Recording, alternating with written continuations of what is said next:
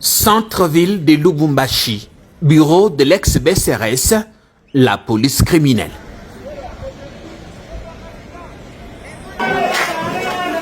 À l'intérieur, l'heure est au dernier réglage. Crâne rasé, bottes aux pieds, l'indispensable combinaison enfilée. Au service national, le respect de l'outfit est une règle à laquelle personne ne peut déroger.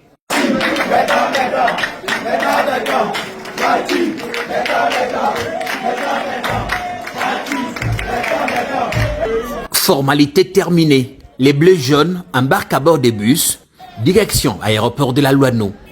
Et pour des raisons de sécurité, ils sont escortés par un dispositif policier particulièrement impressionnant. À Lubumbashi, la caravane a un double symbole, envoyer un message fort aux habitants et dissuader d'éventuels criminels. Des criminels. Ces jeunes gens sont tout, sauf des enfants de cœur. Dans la cuprifère, ils se recrutent parmi les pires gangs aux assauts les plus meurtriers. Désormais hors d'état de nuire, à la cité, la population jubile. Mais à l'aéroport, une agréable surprise attend le général Kasongo Kabwike et ses hommes. Le joli coup défilé de la police a permis également de mettre la main sur cet autre groupe de délinquants qui opérait à Kasumbalesa, à près de 90 km de Lubumbashi. Kit complet reçu, place à l'embarquement. En ligne droite, expression de discipline, ils montent l'un après l'autre, conscients de revenir totalement transformés après la formation. Un satisfait pour le général-major Jean-Pierre Kasongo Kabwike, qui encadre désormais plus de 10 000 jeunes désœuvrés.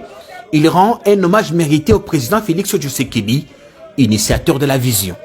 Posez-vous la question, si on n'avait pas pris l'initiative, ou le commandant suprême n'avait pas pris l'initiative d'engager le service national dans l'accompagnement de la jeunesse désœuvrée, où c'est le rouge.